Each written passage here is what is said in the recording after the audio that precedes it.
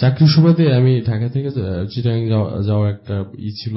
তো আমি ঢাকা থেকে চিটাগাং যাওয়ার উদ্দেশ্যে আপনার মতিঝিল আরামবাগে বাস কাউন্টারের এখানে দাঁড়িয়েছিলাম। তো আমি আসলে একটা ফার্মাসিউটিক্যাল কোম্পানিতে আছি। তো আমার পরিচিত কিছু আপনার অ্যাম্বুলেন্স বা অ্যাম্বুলেন্সের ড্রাইভার ছিল। তো ওইখান থেকে ওই আরামবাগে স্টেশন থেকে আমার একটা পরিচিত অ্যাম্বুলেন্সের ড্রাইভার বললো যে ভাই কোথায় যাবেন। তো আমি বললাম যে আমি চিটাগাং যাবো। তো বললো যে আমি তো ওখানে যাচ্ছি, ঢাকা মেডিকেল থেকে শুধু একজন লোক নিবো, তারপর আপনার সাথে একসাথে চলে যাই। তো বললাম ভাবলাম ঠিক আছে, ওকে একজন যদি কোম্পানি দেয় সপ্তাহে অ্যাম্বুলেন্সে চলে গেলে তাড়াতাড়ি চলে যেতে পারবো। তো আমি ওর সাথে গাড়িতে উঠে অ্যাম্বুলেন্সে উঠে ঢাকা মেডিকেল যাই। যাওয়ার পর ওখানে তাই একটু চাটা করি। এর মধ্যে দেখি যে একটা কফিন অ্যাম্বুলেন্সের কাছে নিয়ে আসা হচ্ছে। তো আমি জানতাম না যে আসলে অ্যাম্বুলেন্সে কি যাবে। আমি ভাবছিলাম হয়তো রুগী বা কোনো অন্য কিছু যাচ্ছে। কফিন বা লাশ যদি জানা হতো তাহলে আমি অবশ্যই যেতাম না, কারণ এগুলোতে একটু ভয়ে থাকি। তো আপনার যখন কফিনটা দেখি তখন দেখি যে আপনার কফিনটা সম্পূর্ণ মানে ইনটেক করা। কফিনটা ভিতরে ঢোকানোর পরে আমি ড্রাইভারকে বললাম যে তুমি কি উঠাইলা? ভাই কফিন। পরে বললাম যে লোকজন কি সাথে যাবে না? না আসলে ডেড বডি তো মারা গেছে, সরি আপনার আত্মহত্যার তো আপনার এটা এভাবে নিয়ে যেতে হবে। তো যথারীতি গাড়িতে ওঠানোর পর গাড়ি স্টার্ট করলো। গাড়ি স্টার্ট করার পর আমরা কুমিল্লা না সরি 14 গ্রাম পর্যন্ত নরমালি যাই। 14 গ্রামে যাওয়ার পর আমরা খাওয়া দাওয়ার জন্য রাস্তায় ব্রেক নেই। ব্রেক নেওয়ার পর আপনার রাস্তার পাশে হাইওয়ের পাশে একটা রেস্টুরেন্টে খাওয়া দাওয়া করে ওইখান থেকে গাড়িতে উঠি। গাড়িতে ওঠার পর ওইখান থেকে ওইখানে যারা আছে তারা জানে যে ওই সাইডে যে রাস্তাগুলো ওগুলাতে আপনার গাড়ির যে গতিবেগ ঘন্টায় কমপক্ষে 100 এরকম পাওয়ার থাকে। তো আমাদের গাড়িতে মানে শো করতেছে 90 kilometre per hour. 90 kilometre per hour show করতেছে আর কি গাড়ির গতিবেগ। বাট মানে আমাদের কাছে মনে হইতেছে গাড়ি আরো অনেক স্লো যাচ্ছে। মানে শো করতেছে 90 কিলোমিটার পার আওয়ার, কিন্তু মনে হইতেছে 40 কিলোমিটার পার আওয়ার গাড়ি যাচ্ছে। আর গাড়িতে আমরা দুজন আর ডেড বডি তিনটা। বাট মনে হইতেছে যেন 4-5 জন আমরা গাড়িতে আসছি, বা গাড়িটা আরো লোড। তো শরীরটা একটু ভালো লাগতেছিল। তো ড্রাইভারের দিকে আমি তাকাচ্ছিলাম। ড্রাইভার বলতেছে ভাই আপনি অন্যদিকে তাকিয়ে কি করেন না, আপনি সামনের দিকে তাকিয়ে থাকেন, কোনো দিকে তাকানোর দরকার নেই, আপনি আপনার মতো করেন। তো আমি কানে হেডফোন লাগিয়ে মানে একটু চোখে তন্দ্রার মতো আসছিল। তো আমি মানে চেয়ারের সাথে করে শুয়ে রয়েছিলাম। তো কখন যে চোখে হালকা ঘুমে আসা পরে আমি বুঝতে পারিনি। তো একটু সামনে যাওয়ার পর আইল্যান্ডের উপর দিয়ে মনে হয় দেখে নাই, বা ও কি করছে আমি যেমন বলতে পারবো না। আইল্যান্ডের উপর দিয়ে ব্রেক না করে আপনার গাড়িটা স্ট্রেট মানে সামনের দিকে এগিয়ে নিয়ে যায়। তো এগিয়ে নিয়ে যাওয়ার পর আইল্যান্ডের উপর দিয়ে যাওয়ার সাথে সাথে আপনার প্রচন্ড একটা ঝাঁকুনি অনুভূত হয়। আমার মাথাটা গিয়ে অ্যাম্বুলেন্সের যে ছাদের সাথে বাড়ি খায়। তো প্রচন্ড ব্যথা হয়। ব্যথা পাওয়ার সাথে সাথে ড্রাইভার জিজ্ঞেস করল কি হয়েছে? ভাই কিছু দেখেন না? না দেখলে থাক, সমস্যা নাই, কিছু হয় নাই, আমি ফলো করি নাই, ঘুম চোখে গাড়ি চালাইতেছি তো, যাক ব্যথা ট্যাথা পার নাই তো? না, বললাম যে না, কোনো ব্যথা ট্যাথা পাইনি, সমস্যা নেই। আচ্ছা ঠিক আছে, আপনি পিছনে থাকেন, আপনি জাস্ট শুধু সামনে দিকে তাকিয়ে থাকেন, আমরা সমস্যা নাই, একটু করেন আর দোয়াটা পড়েন, কোনো নেই। তো ও যখন দোয়াটা পড়ার কথা বললো বা যখন আমি ব্যথা পেলাম, তখন আমার কাছে গাটা একটু ভালো লাগলো। আমি একটু বুঝতে পারলাম যে মনে হয় কোনো প্রবলেম হচ্ছে। তখন ও যে সামনে যে আমাদের গাড়ির ভিতরে যে লুকিং গ্লাস বা মিরর যেটা বলি, ও একটা রুমাল দিয়ে ঢেকে দিল। বললাম এটা ঢাকতেছে কেন? আবার পিছনে দিয়ে তাকানো তো কেন, আপনি সামনের দিকে তাকিয়ে থাকেন অথবা ঘুমিয়ে যান। তারপর আমার কিউরিসিটি তো বসত, আর শরীরটাও যেতে লাগতেছে। আর গাড়ির গতিবেগ যেখানে 90 কিলোমিটার পার আওয়ার, ওইখানে গাড়ি যাচ্ছে 40 কিলোমিটারের নিচে। আর গাড়ির তখন আরো ওজন মনে হইতেছে, গাড়িতে আরো কয়েকজন উঠা বসছে এরকম লাগতেছিল। তো দেন আপনার আরেকটু সামনে যাওয়ার পর আবার ঝাঁকুনি, আর আবার ঝাঁকুনি প্লাস আপনার গাড়িটা প্রচন্ড ভার লাগতেছিল আর ঝাঁকুনি লাগতেছিল। এই কারণে আমি ড্রাইভারকে বললাম যে ভাই আমি তাহলে কি কোনো প্রবলেম নাকি? না ভাই কোনো প্রবলেম নাই। তারপর আমি বললাম যে তাহলে গাড়িটা একটু সাইড করেন, একটু চেক করে নিই। তো দেন গাড়িটা সাইড করলো। গাড়িটা সাইড করার পর আমরা পিছনে চেক করলে দেখলাম না, আর সবকিছু এভরিথিং অলরাইট। তো আমরা একটু চা সিগারেট খেয়ে ওখান থেকে একটু রেস্ট নিয়ে দেন আবার গাড়িতে উঠি। গাড়ি স্টার্ট করার পর আপনার কুর্মিবাগ নামে ওইখানে একটা রোড আছে। কুর্মিবাগের উপরে আর একটু সামনে গেলেই ওইখানে আপনার একটা কবরস্থান আছে। কবরস্থানের একটু সামনে যখন যাই তখন গাড়িতে অদ্ভুত একটা আওয়াজ হয়ে আপনার গাড়িটা মানে স্টপ হয়ে যায়। সাথে সাথে মানে স্টপ বলতে কি গাড়িটা স্টপ করতে বাধ্য হয়। আমরা গাড়ি থেকে সাথে সাথে বললাম কি হয়েছে, পরে আমরা মানে বুঝতে পারলাম যে গাড়ির পিছন থেকে কোন একটা আওয়াজ হচ্ছে। তো আমরা তারপরে বললাম, ড্রাইভার বললো যে ভাই নিচে নামার দরকার নেই, বাইরে নামার দরকার নেই, আমরা গাড়ি আস্তে আস্তে চালিয়ে নি। তো তারপর ড্রাইভার গাড়ি চালাচ্ছিল, এবার পিছন থেকে শব্দ আসতেছিল, কেউ যেন দরজা নক করলে যেরকম শব্দ হয় এরকম নক করার শব্দ আসতেছিল। লাইক আপনার একবার একসাথে 3বার টোকা দিতেছে, তারপর আবার কিছুক্ষণ স্টপ, আবার দেন 3-4বার টোকা দিতেছে, তারপর আবার কিছুক্ষণ স্টপ। তো এরকম অবস্থা আমার খুব ভয় লাগতেছিল, আমিও আমার শরীরটাও খুবই লাগতেছিলাম। বললাম যে ভাই কোনো প্রবলেম মনে হইতেছে, একটা কাজ করি, নাহলে আমরা কিছুক্ষণ ব্রেক নেই। বলো ভাই ব্রেক নেওয়ার দরকার নেই, আমরা তো বেশি কিছুক্ষণ নাই, 1 ঘন্টা দেড় চালালে মনে হয় চলে যাবো, আমরা কন্টিনিউ করি। বললাম আচ্ছা ঠিক আছে, আপনার যেভাবে ইচ্ছা। তো ভাই আপনি মিররের দিকে তাকেন না, আপনি জাস্ট শুধু সামনের দিকে তাকিয়ে থাকেন। আরেকটু সামনে যখন যাই তখনই আমাদের সাথে ঘটে সবচেয়ে ভয়াবহ ঘটনাটা। আমাদের গাড়িটা হঠাৎ করে আপনার পিছনের যে ডেকের ইটা খুলে যায়, আপনার কফিনটা পড়ে যায়। এখন একটা অ্যাম্বুলেন্সের ডেক তো সম্পূর্ণ লক থাকে, আর ডেকটা লক যদি খুলতে হয় ভিতর থেকে খুলতে হবে, অথবা চাবি দিয়ে বাইরে থেকে খুলতে হবে। তো কফিনটা যখন পড়ে যায় তখনই আমাদের শরীর আরো বেশি হয়ে যায়। আমরা সাথে গাড়িটা ব্রেক, যেহেতু 90 কিলোমিটার বা 80 কিলোমিটার পার আওয়ার গতি ছিল, আমরা প্রায় 10-15-20 গজ সামনে চলে যাওয়ার পর গাড়ি ব্রেক করার পর দেন লাশটা খোঁজা শুরু করি। আশেপাশে যা আছে দেখলাম যে না, লাশ কোথাও নাই। তো আমরা গাড়ির পিছনে ব্যাক করে আস্তে আস্তে খুঁজতেছি। এক পর্যায়ে দেখলাম যে লাশ আছে, বাট কফিনটার সাথে কফিনটা নাই। তো কফিনটা নাই দেখে আমাদের সবচেয়ে বেশি ভয় লাগছে। তো লাশটাই আমরা টাইনা রাস্তার পাশে পড়েছিল, রাস্তার মধ্যে উঠালাম। ওই আরেকটা কথা বলতে আমি মিস্টেকলি বাই মিস্টেক ভুল হয়ে গেছে, লাস্টটা গলা কাটা ছিল। তো আপনার গলাটা জাস্ট জয়েন্ট ছিল, আপনার মনে হয় জয়েন্ট করে দিছে এখান থেকে। তো আমরা শুধু শরীরটা পাই, মাথাটা পাচ্ছি না। তখন আমরা ওই হাতে ওনাদের এই যে অ্যাম্বুলেন্সের সাথে যে লাইট থাকবে, লাইট দিয়ে আশেপাশে খোঁজা হলো। প্রায় 5-7 মিনিট খোঁজার পর মাথাটা পাইলাম। বাট মাথাটা অদ্ভুত একটা জিনিস লক্ষ্য করলাম, যে কাকড়া বা ইঁদুর টাইপের বা মানে কোনো প্রাণী যদি কান বা নাক বা গলার যদি কোনো অংশ মানে খায়, মানে একটু একটু করে খায়, ওইরকম মানে খাওয়া, কান নাক গলা এরকম একটু একটু করে খাওয়া। তো এটা দেখে আমরা দুজনে একজন আর সাহস রাখতে পারলাম না, শক্তি রাখতে পারলাম না, জাস্ট মাথাটা ধরে আমার ড্রাইভারটা ওই মানে বডিটার কাছে ফিকে আমার ফেলে, আমরা রাস্তার উপর দিকে দৌড়ে একটা চায়ের দোকানে যাই। যার পর এখানে 3-4 জন বসা ছিল, ওনাদেরকে ডিটেলস বলার পর ওনারা বললো যে ভাই এই রাস্তাতে এমনি খারাপ, ঠিক আছে আপনারা আমাদের সাথে চলেন। তো দেন ওরা আমাদের সাথে আসলো। আসার পর আমরা আপনার ওই ডেড বডিটা দেখার পর ওনারা বললো যে আপনি একটা কাজ করেন, এখন তো বাজে 3টা 3:30 প্রায়, আর 1-2 ঘন্টা পরে আপনার আজান দিয়ে দিবে, আপনারা বডিটা রাইখা এখানে গাড়িটা রাইখা ওয়েট করেন, আজানের পর আপনার এখান থেকে রওনা দিন, আর রাত্র করে যেহেতু এখন আর যাই না। পরে আমরা ওইভাবেই মানে বডিটাকে করে অ্যাম্বুলেন্সে ঢুকি, ওই দোকানের সামনে রেখে সকাল যখন আজান দেয়, আজানের পর আমরা ওইখান থেকে চলে যাই। এই ছিল ঘটনা। আমি শুনছি আমার আব্বুর থেকে, এটা অনেক 2001 কি 2 সালের দিকে। তা আমরা ছোট থেকে চট্টগ্রামে বড় হয়েছি। তো সেই সুবাদে ঈদের পরপর আব্বু আমাদের ফ্যামিলি সবাইকে নিয়ে বাড়িতে আসছে। ঈদ 2 দিন করার পর আব্বু আমাদের সবাইকে নিয়ে নানুর বাড়িতে আমাদের রেখে আসছে। তো কথা বলতে তো মামাদের সাথে আড্ডা দিতে দিতে রাত 11টি বা 12টা হয়ে গেছে আর কি। আর আমার আব্বুর বাড়ি থেকে আমার নানুর বাড়ি তো 40 মিনিট হাঁটলে 40 মিনিট। তা আব্বু আমাদেরকে রেখে, আম্মুকে রেখে হঠাৎ আমার আব্বুর কাছে কল আসলো বা খবর আসলো যে আমার দাদু খুব অসুস্থ। তো সেই সুবাদে আব্বু নানুর বাড়িতে না থেকে চলে গেলাম আমাদের বাড়িতে। তো বাড়িতে আসতে আপনার একটা সাঁকু পড়ে, মানে একটা খালের মতো একটা সাঁকু পড়ে। তো সাঁকুটা পার হয়ে আমাদের বাড়িতে আসতে হয়, আমার দাদুর বাড়িতে। তো তখন সাঁকুটা কাছাকাছি আসার পর আমার আব্বু কিছু সাউন্ড, মানে একটু মানে এই সাপ যখন ব্যাঙেরে ধরে এরকম একটা মানে অন্যরকম একটা সাউন্ড ফিল করলো।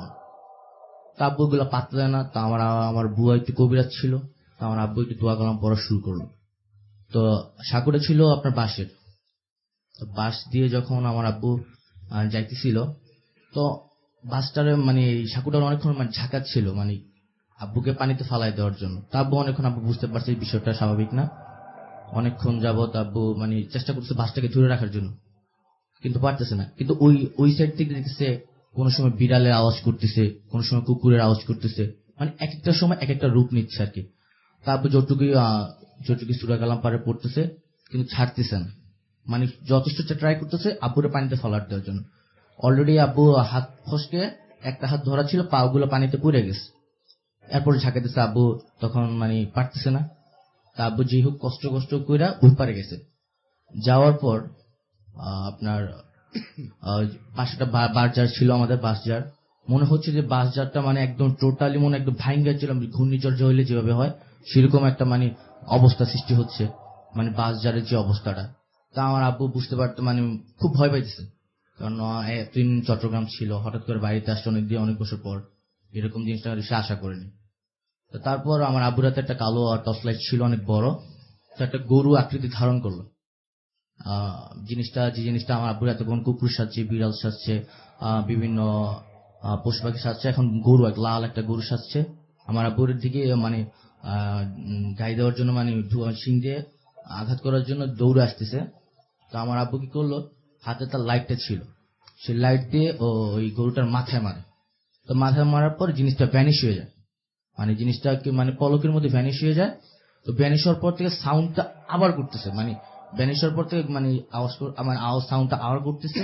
তো আমার আব্বু দৌড় দিয়ে পাশে একটা মানে ইয়েতে গিয়ে, আপনার বাড়িতে গিয়ে মানে চিৎকার দিয়ে অজ্ঞান হয়ে গেল। তো মহিলারা ধরাধরি করে মানে রুমে নিছে। সকাল আব্বু সেন্স ফিরছে, সেন্স ফিরার পর এই কাহিনী বলছে। তো আমার দাদু আবার কবিরাজ ছিল, তো উনি আবার আমার আব্বুর তাবিজ দেওয়ার পর এরপরে কোনো ঘটনা, মানে কোনো ক্ষতি হয় নাই, এরপর থেকে আব্বু স্বাভাবিক। এ ছিল ভাই রাসেল ভাই আজকে আমার ঘটনা। 2 বছর আগে সময়টা ছিল 2017 সাল। আমি তখন ক্লাস 10-এ পড়ি। তো আমরা 4-5টা ফ্রেন্ড, আমরা একটা টিচারের কাছে প্রাইভেট পড়তাম। সেইখানে আমরা যে 5 জন ফ্রেন্ড ছিলাম, তার মধ্যে ছিল 2 জন মেয়ে আর ছিল 3 জন ছেলে। তো একদিন আমাদের স্যার একটু লেট করে আসার কারণে আমরা সব ফ্রেন্ড মিলে আড্ডা দিচ্ছিলাম। তো তার মধ্যে একটা মেয়ে ছিল, মেয়েটার নাম ঈশা। মেয়েটা বলতেছিল যে ও নাকি কিছু একটা ফিল করে, যে ওর আশেপাশে কেউ আছে, ও মাঝে মধ্যে চিল্লানোর আওয়াজ পায়, বা এরকম যে ওর বাসার উপরের তালা, যেটা অনেকদিন যাবৎ বন্ধ পড়েছিল, সেখানে হয়তো মানে কোনো ফ্যামিলি মেম্বার্স এখনো আছে, সেখানে বাচ্চার দৌড়াদৌড়ি, ফ্যামিলির নয়েজ, এক্সেট্রা এক্সেট্রা সে শুনতে পায়। কিন্তু সে পরের দিন সকালবেলা উঠে যখন তার মাকে যখন সব ঘটনা বললে পরে তার মা বলে যে না, তার মা কিছু শোনে না, ইনফ্যাক্ট তার বাবাও কিছু শোনেনি, পুরো বিল্ডিং এর কেউ কিছু শোনে না, শুধুমাত্র ওই সব সময় শোনে। তো তখন আমাদের বলেছিল যে, আমরা যখন জিজ্ঞাসা করছিলাম যে উপরের রুমটা কি জন্য বন্ধ, তখন সে বলেছিল যে তার উপরের রুমটা বন্ধ কারণ তাদের ওই রুমে প্রায় তারও 2 বছর আগে, আই মিন 2015 বা 16 সালের দিকে, হয়তো ওই রুমে কেউ একজন, কোন একটা মেয়ে সুইসাইড করছিল ফাঁসিয়ে। তো যার কারণে তারপর থেকে ওই রুমে আর কাউকে উঠতে দেওয়া হয় না, ওই রুম সবসময় অফ থাকে। তো আমি আর আমার বেস্ট ফ্রেন্ড মোনায়েম, আমরা দুজন ওইটা নিয়ে অনেক মজা নিলাম। আমরা দুজন বললাম যে না, এগুলা কিছু না, তুই আমাদের ভয় পাওয়ানোর জন্য এগুলো বলতেছিস, এক্সেট্রা এক্সেট্রা, অনেক মজা নিলাম। তখন ও বললো যে ঠিক আছে, তাহলে তোরা যদি এগুলো দেখতে চাস একদিন আমার বাসায় থাক, আমার বাসায় থাকলে তোরা বুঝতে পারবি, তোরা জিনিসটা হয়তো তোরাও ফিল করতে পারবি। তো তখন আমি আর মোনায়েম দুইজনে চিন্তা করলাম যে কি করা যায়, ওরা বললাম যে ঠিক আছে তাহলে একদিন থাকি। তো বিষয়টা, এই ঘটনাটাও আবার আমাদের একটা বড় ভাই আরাফাত হোসেন হৃদয় ভাই, ওনার সাথেও শেয়ার করলাম। তো উনিও বললো যে ঠিক আছে, সমস্যা নেই, তোমরা একদিন গিয়ে থাকো, থেকে দেখো কি হয়।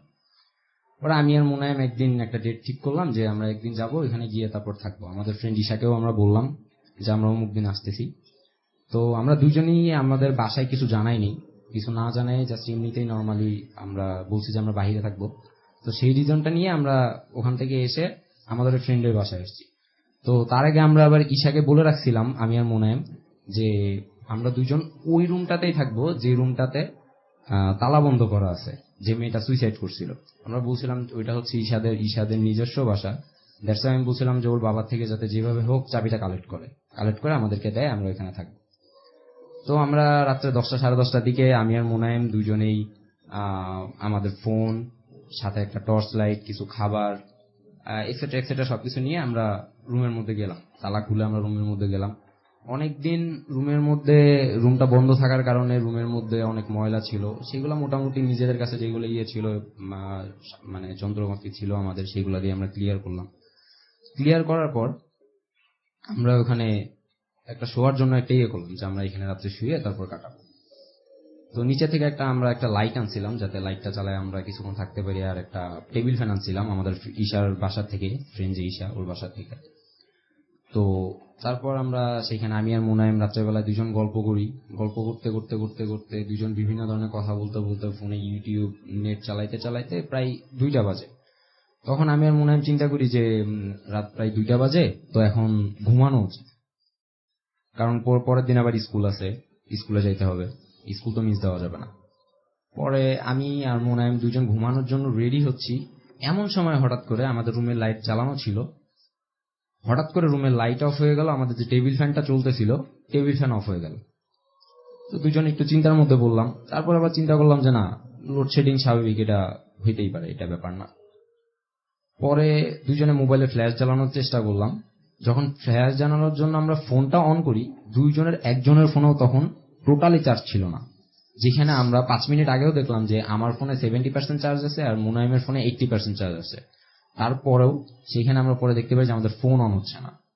একটু চিন্তার মধ্যে পড়লাম। তারপরে যখন আমাদের সাথে যে টর্চটা ছিল, সেই টর্চটা অন করার জন্য আমরা যখন টর্চটা অন করি, সেটা অন হচ্ছে না। তখন আরো বেশি আমাদের মধ্যে একটা ভয় কাজ করলো যে কি হচ্ছে আমাদের সাথে এটা। তো সাডেনলি আমরা এরকম করতে পারি যে আমরা দুইজন ছাড়াও হয়তো আমাদের রুমের মধ্যে আরো কেউ আছে। তখন পুরা রুম অন্ধকার, আমরা বুঝতে পারতেছি না কিছু, যে এখানে তো কোনো কিছু দেখাও যাচ্ছে না, আমাদের ফোন অফ, টর্চ অফ, আমরা কোনো কিছু দেখতেও পারতেছি না। এখানে যে কোনোভাবে দেখবো যে আমাদের এখানে কেউ আছে কিনা আমরা দেখতে পারতেছি না।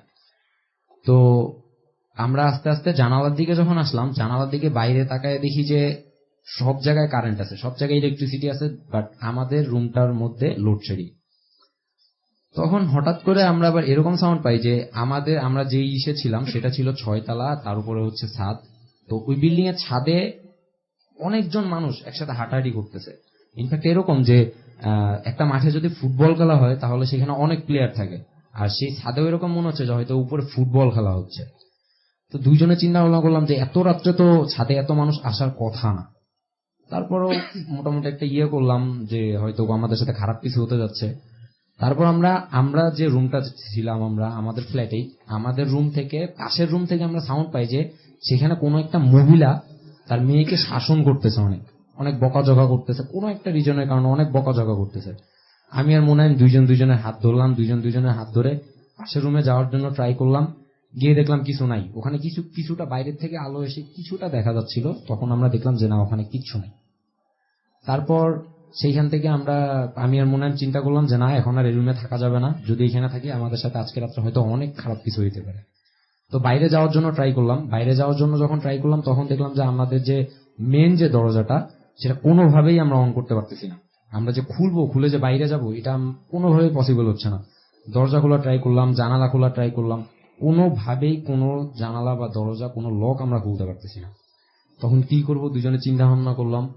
দুইজনে আবার আমরা আগে যেখানে বেড করছিলাম ওখানে কোনো মতে ফিরে এসে দুইজনে মিলে যতটুকু আমরা সূরা, তারপর হচ্ছে দুরূদ শরীফ, যা এক্সেট্রা আমরা যা জানতাম সবকিছু পড়া শুরু করলাম।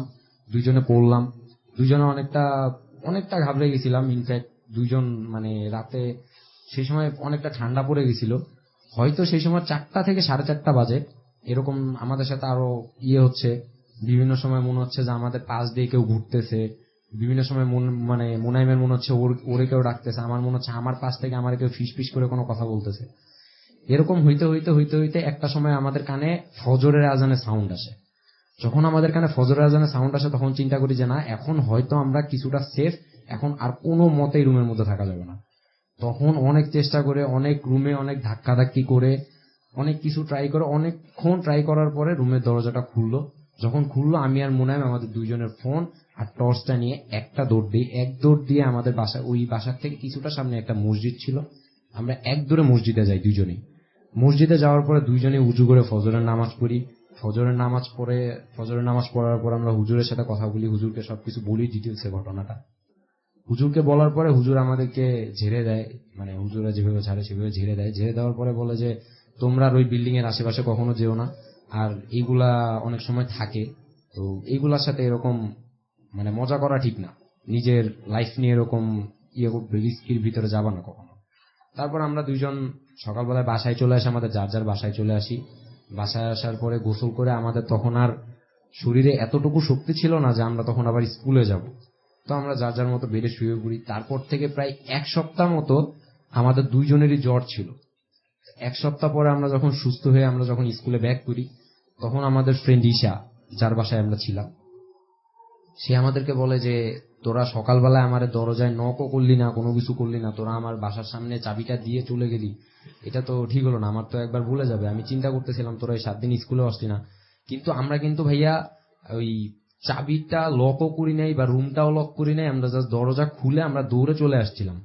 আসলে পরে এই জিনিসটা আমাদের কাছে অনেকটা অবাক লাগে যে আমরা যেখানে দৌড়ে রুম থেকে চলে আসছিলাম সেখান থেকে কিভাবে দরজা লক হয়।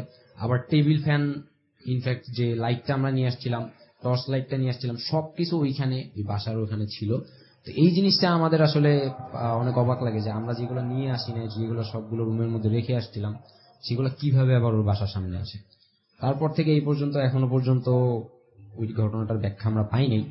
ইনফ্যাক্ট যখনও ঘটনাটা মনে হয় তখনই নিজের মতো অনেক ভয় লাগে এখনো, যে আসলে কত খারাপ একটা সময় কাটাইছি। তো এই ছিল আমার। আমার নাম হচ্ছে আব্দুল্লাহ নোমান, আমার হোম ডিস্ট্রিক্ট কুমিল্লা, আমি বর্তমান মহাখালীতে থাকি। বেশি কথা না বলে আজকে আমি আমার কাহিনীতে চলে যাচ্ছি। কাহিনীটা হচ্ছে 2015 সাল। 2015 সালে 16 সালে আমি এসএসসি ক্যান্ডিডেট ছিলাম। তো সেই সুবাদে 2015 সালে আমি হোস্টেলে উঠেছি, রোজার পর ঈদের পর। তো হোস্টেলের কাহিনী বলতে কিছু কথা বলা হচ্ছে। আমাদের হোস্টেলটা ছিল বাড়ির ভিতরে, ওইখানে থাকার সিস্টেম ছিল কিন্তু খাবারের কোনো সিস্টেম ছিল না। অনেকে বাড়ি থেকে খাবার আনতো, আর আমি পাশে একটা কলেজে হোস্টেল ছিলাম, ওইখান থেকে খাবার আনতাম। তো আমাদের 6টা রুম ছিল। প্রথম নম্বর রুমে স্যার থাকতো, আর বাকি 5টা রুমে আমরা স্টুডেন্ট থাকতাম, তারপর একটা স্টোর রুম।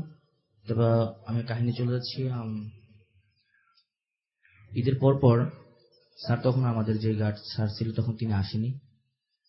তো সবাই আমরা 2 নম্বর রুমে বসে সবাই আড্ডা দিতেছি, অনেকক্ষণ গান নাচ অনেকক্ষণ করার পরে রাত তখন 11টা মেবি বাজে। তা আমার একটা ফ্রেন্ড ওয়াশরুমে পাইছে, ওয়াশরুমে যাচ্ছে। তো ওয়াশরুমে যাইতে হলে ওই স্টোররুমটা ক্রস করতে হয়। সে যাওয়ার পথে একটা বাচ্চার কান্না তার কানে লাগে আর কি। সে প্রথমে পাত্তা না দিয়ে চলে গেছে, তারপর ওয়াশরুম করাও তো আস্তে আস্তে কান্নাটা বাড়তে থাকতেছে। তো সে সেই সুবাদে পিছনে তাকানোর পর দেখতে 6 মাসের বাচ্চা তার দিকে অবাক দৃষ্টি তাকিয়ে কান্না করতেছে। সে একটা দৌড় মেরে আমাদের দরজার সামনে এসে সেন্সলেস হয়ে গেছে। আমরা সবাই ধরাধরি করে ওর বিছানার উপর নিলাম, মাথায় বালতিতে পানি ঢাললাম। ঢালার পর আমরা তার থেকে কাহিনীটা শুনি। শোনার পর থেকে আমরা প্রত্যেকজন প্রায় 25 জন স্টুডেন্ট ছিলাম, সবাই ভয় পেয়ে গেছি। তারপর নিত্য নতুন আমাদের এই প্রবলেমটা হইতেছে। হঠাৎ করে দেখতেছি যে আপনার ওই রাতের প্রবলেমটা বেশি হতো। আর আমাদের স্যার যিনি ছিলেন 10টা বাজে, তিনি তার বাসা পাশে ছিল বিদায় তিনি চলে যেতেন হোস্টেল থেকে। হঠাৎ করে রাত 10টা বাজে দেখা যেত যে হঠাৎ করে আপনার টিনের উপর কিছু পড়তো, মানুষের মতো একটা থাপ করে আওয়াজ হতো, তারপর মানুষ যেভাবে হাঁটে সেরকম আওয়াজ হতো। আর বিশেষ একটা ঘটনা হচ্ছে যে আমরা খাবার যেহেতু আমাদের সুবিধা ছিল না, আমরা রাত্রে কেক নিয়ে আসতাম সকালে খাওয়ার জন্য। দেখা যাইতো যে আমরা কেক আমাদের যেই ব্যাগে রাখতাম, তালা দিয়ে রাখতাম। কেক থেকে ব্যাগে প্যাকেট ছিল, কিন্তু প্যাকেটের ভিতরে কেক কোনো সময় থাকতো না। এটা মনে করতাম যদি ফ্রেন্ড সার্কেল খেয়ে ফেলতো, এমন না। কেকের প্যাকেট থাকতো কিন্তু কেকের ভিতরে কেকটা থাকতো না।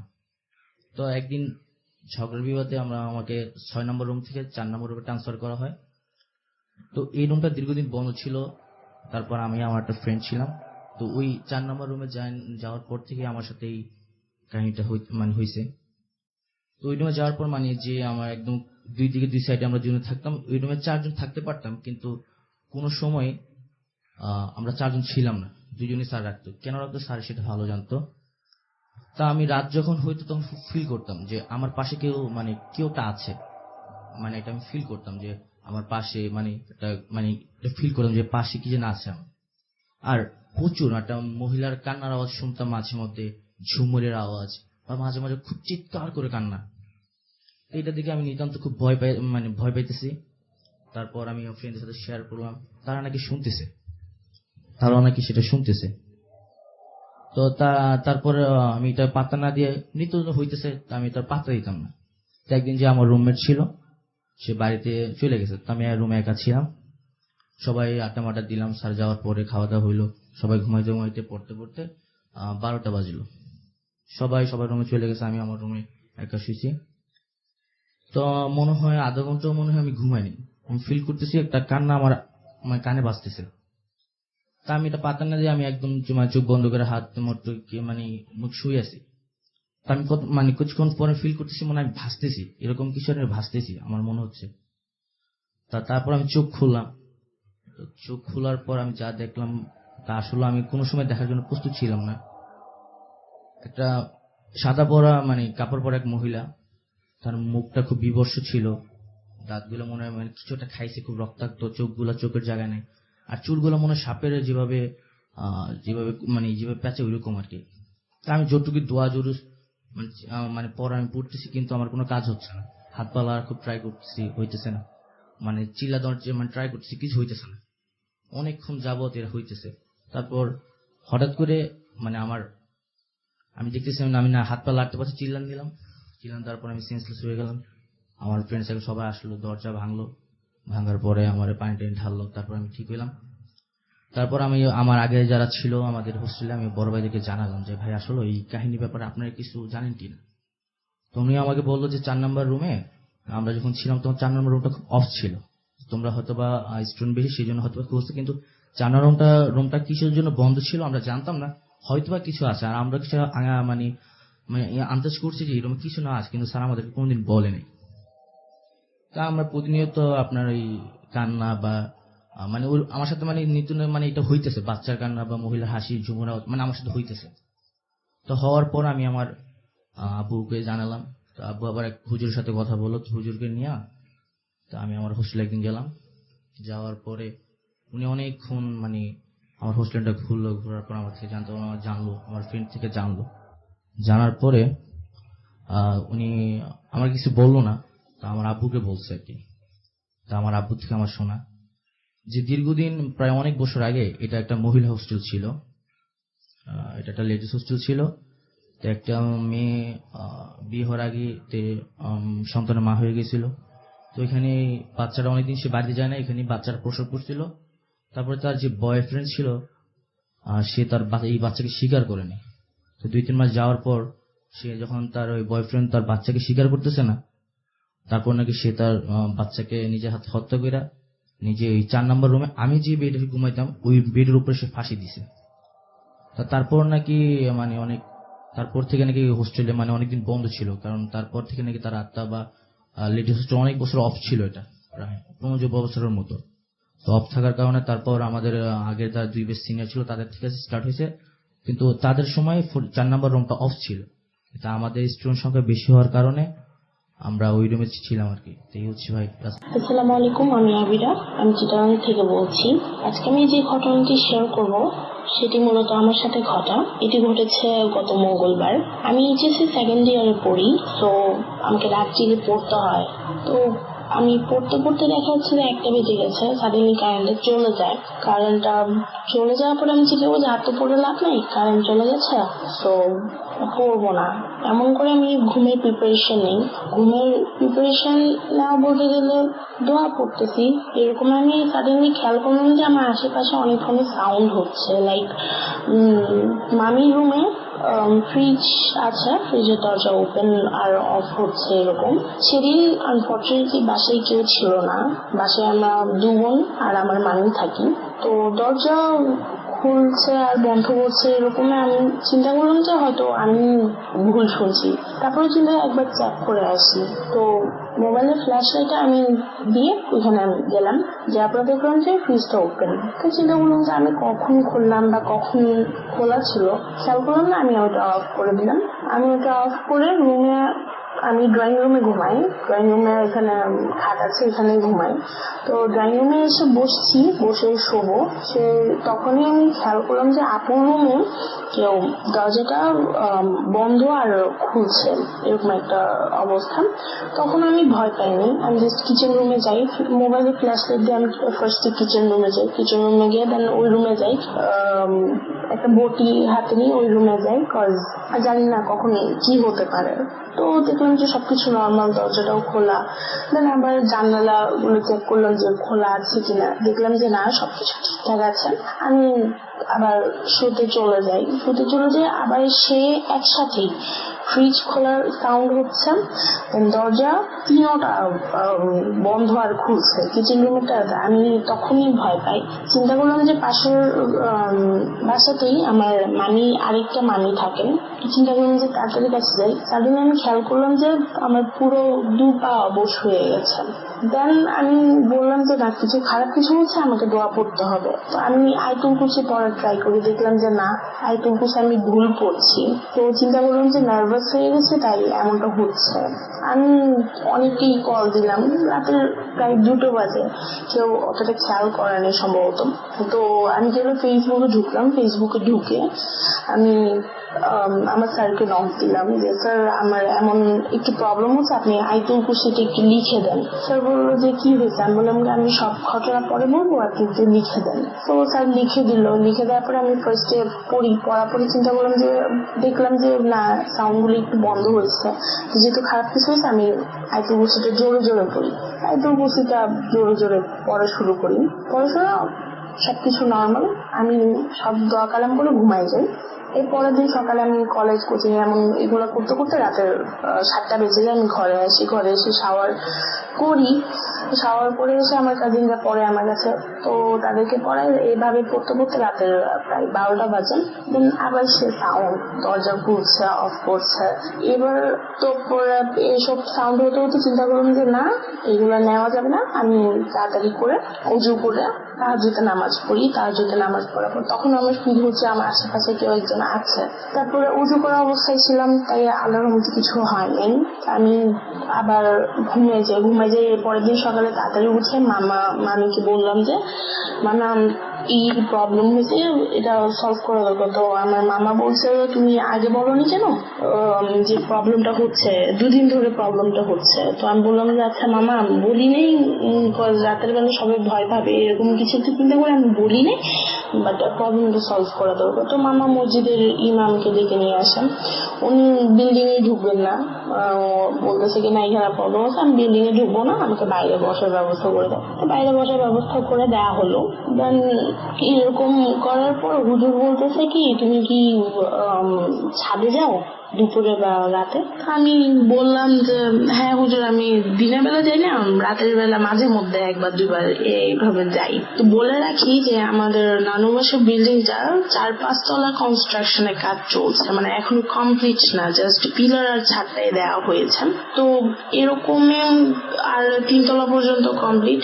তো হুজুর বললো যে আচ্ছা ঠিক আছে, সমস্যা নেই, তুমি ছাদে গেছো, এখানে 2টা জিন থাকে, জিনগুলো খারাপ, তারা অনেকদিন ধরে সুযোগ খুঁজতেছিল বাট সুযোগটা পায়নি, কালকে আর পরশু সুযোগটা পেয়ে গেছে খুব ভালোভাবে। আমি বললাম যে এই প্রবলেমটার সমাধানটা কি হবে? তো বলে হ্যাঁ সমাধান আছে, রাতের একটা গরু জবাই করে রাতের বেলা 1 বাটি রক্ত 3 রাস্তা মোড়ে রেখে আসতে হবে, আর 1 বাটি রক্ত 4-5 তলে রেখে আসতে হবে, 2টা বাটি, টোটাল 3টা বাটি। আমি বললাম যে আচ্ছা ঠিক আছে, এরপরে যে গরুটা জবাই হবে গরুটা দিয়ে মিসকিনকে খাওয়াই দিতে বলছে। তো ওই কাজটাই করলাম। আব্বুকে বলা হলো, আমার আব্বুকে বলা হলো মামা সবকিছু শেয়ার করে। তো আব্বু কি করে একটা গরু নিয়ে আসে, 1 কালারের বলছিল, গরু নিয়ে এসে গরুটা জবাই করার পরে রক্তগুলো আমাকে মাঝরাতে 2টার দিকে 3 রাস্তা মোড়ে দিয়ে আসতে হবে। তো আমি এটা করতে যেতে আব্বু বারবার জিজ্ঞেস করে, যেহেতু আমি ছোট, আমি জিজ্ঞেস করে যে তুমি পারবা কিনা। তো আমি বললাম যে না পারবো, ইনশাল্লাহ পারবো। আমি উজু করে হাতে একটা লাইট রাখি যাতে কোনো ধরনের সমস্যা না হয়। আই ডোন্ট নো লাইটটা কেন রাখা হয়েছে, আমার হাতে লাইট ধরাই দিয়েছে। তো আমি যাই, রক্তটা রেখে চলে আসি হুজুর হুজুর আগেই বলে দিয়েছিল যে যখন রক্তটা রেখে চলে আসবে পিছন ফিরে তাকাবে না, তোমাকে অনেকেই ডাকতে পারে, যদি তাকাও তাহলে সমস্যা হবে, এরকম একটা বলে দিয়েছে হুজুরে। তো আমি রক্তটা রেখে জাস্ট দৌড় মারার টাইমে এমন হয়েছে যে আমার পাটা মচকে যায়, আমি খুবই খারাপ ভাবে ব্যথা পাই, আমি নিচে বসে যাই। তো আমি চিন্তা করলাম যে একবার পিছনে তাকিয়ে দেখি কি হচ্ছে, আসলে কিউরিয়াসিটি কাজ করতেছিল খুব, তো কি হচ্ছে এটা দেখে তারপরে চিন্তা করলাম যে না আমি দেখবো না। এরপর আচ্ছা দেখিনি, চলে আসার পরে নেক্সট মিশন ছিল 4-5 তলায় রক্তের বাটি রেখে আসতে হবে। আমি গেলাম ফার্স্টে 5 তলায় গেলাম, 5 তলায় গিয়ে আমি বাটিটা রেখে আসলাম। তারপরে তখন ওইখানে তেমনটা প্রবলেম না, আমি খুবই তাড়াতাড়ি নামে আসছি। 4 তলায় গিয়ে রক্তের বাটিটা রেখে চলে আসার টাইমে দেখলাম যে আমার নানু ডাকতেছে, আর আমার নানু মারা গেছে 2015-এ। আমার নানু ডাকতেছে।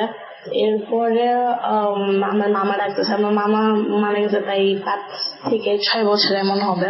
তো ওরা ডাকতেছে যখন শুনলাম, আমি দেখলাম যে না একবার ফিরে তাকাই কে আসছে ওইখানে, এমন কে। তারপর চিন্তা করলাম আমার ক্ষতি হবে, আমি জাস্ট একটা দৌড় দিই। 3 তলায় বাসা আছে, 3 তলায় একটা আন্টি থাকে, উনি সব কাহিনী জানতো, উনি কিছু দরজা খোলা রয়েছে, আমি বের হয়ে ঢুকে গেছি। 4 তলা থেকে ডাইরেক্ট এক দৌড়ে ঢুকে যাই 3 তলায়। 3 তলায় আন্টি তাড়াতাড়ি গরম পানি দিয়ে আমাকে আমার মুখ হাত ধোয়াই দেওয়ার পরে আন্টি বলছে তুমি বাসায় গিয়ে গরম পানি দিয়ে গোসল করে ফেলো। তো করে ফেলি। এটা বেসিক্যালি সমস্যাটা হয় যখন আমার নানু মারা যাওয়ার পরে আর কোনো ফাতেহা দেওয়া হয় না, আর কি বলো ঘর বাঁধাইতে হয়। কেউ মারা গেলে বা নতুন কেউ জন্মগ্রহণ করলে নাকি ঘর আবার হুজুরকে দিয়ে বাঁধাইতে হয়, ফাতেহা দিয়ে দিতে হয় নাকি। তো যার কারণে এটি দুইটা জিন এসে থাকতেছে, আর আমি আনফরচুনেটলি ডিস্টার্ব করাতে তারা সুযোগ খুঁজতেছিল আমাকে ডিস্টার্ব করার। তো আশা করছি যে এই স্টোরিটা ভালো লাগলে প্লিজ শোনাবেন, জাস্ট এক্সপিরিয়েন্স থেকে শেয়ার করা। আসসালামু আলাইকুম রাসেল ভাই, আমি ভূত এফএমের অনেক আগের একজন ফ্যান। আমি 2010 থেকে ভূত এফএম শুনছি। আমি অনেক সময়ই চাই যে ঘটনা পাঠাই বিভিন্ন জায়গায়। আমি যখন যাই আমি ঘটনা শুনতে এবং কালেক্ট করতে অনেক পছন্দ করি। তো আজকে আমি যে ঘটনাটা শেয়ার করব সেটা হচ্ছে যে আমার দাদুবাড়ির একটি ঘটনা। আমার দাদুবাড়ি উত্তরবঙ্গে, আমি ডিস্ট্রিক্টটা মেনশন করছি না। আমি বর্তমানে খাগড়াছড়িতে আছি। আমার গভর্নমেন্ট জবের পারপাসে বিভিন্ন সময় বিভিন্ন জায়গায় হয়তো পোস্টিং থাকে। তো বর্তমানে আমি খাগড়াছড়ি আছি। সেখান থেকে এখনো কোনো কাহিনী বা ঘটনা আমি এখনো কালেক্ট করতে পারিনি। তো আমি ঘটনায় ফিরে যাই, আমার দাদুবাড়ির যে ঘটনা। তো দাদুবাড়িতে আসলে আমার দাদুবাড়ি একদম অজপাড়া গায়ে। সেখান থেকে প্রত্যেক বছরই দেখা যায় যে যখন কোনো কাজ থাকে না, 2 মাস 3 মাস এরকম, তখন দেখা যায় যে ধানের মৌসুম কিংবা সরিষার মৌসুম যখন থাকে না, তখন যারা দিনমজুর বা শ্রমিক তারা চায় যে কিছু বাড়তি ইনকাম হোক, তখন তারা চলে যায় চিটাগাং, ঢাকা, বিভিন্ন মাটির তোলার কাজ হোক, সিমেন্টের কাজ হোক, এগুলো করে তারা কিছু বাড়তি ইনকামের আশা করে আর কি। তো এরকমই আমাদের গ্রাম থেকে এবার হচ্ছে 11 জন গিয়েছিল। ঘটনাটা আসলে ওই 11 জনকে নিয়েই। 11 জন গিয়েছিল কোনো একটা জায়গায়, যে তারা মাটি কাটার কাজ করতো আর কি। মাটি কাটা, বালু নিয়ে আসা এক জায়গা থেকে অন্য জায়গায়, এরকম কাজ করতো। তো এরকম কাজ করতে করতে তাদের বেশ কিছুদিন হয়ে গেল, 1-1.5 মাস কেটে গেল। তো বেশ কিছু ইনকাম হয়েছে, তারা তখন বাড়ি ফিরতে যাচ্ছিল।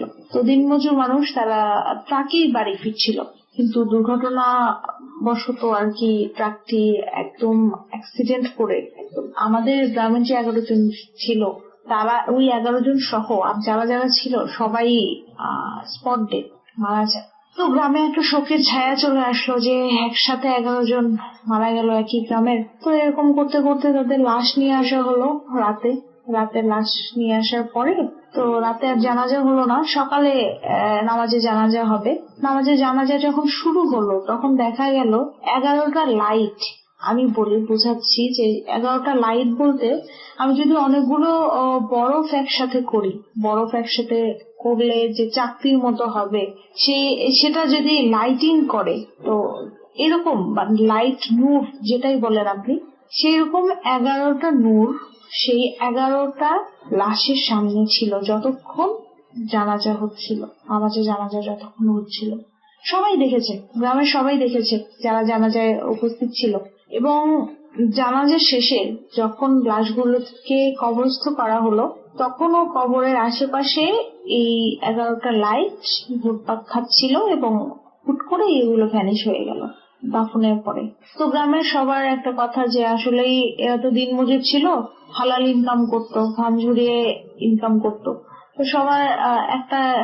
সবাই এটা পজিটিভলি দেখেছে যে হ্যাঁ আল্লাহ হয়তো তাদেরকে শহীদ হিসেবে কবুল করেছেন, এরকম কিছু একটা সবাই পজিটিভলি দেখেছেন। তো এটা একটা ঘটনা রাসেল ভাই।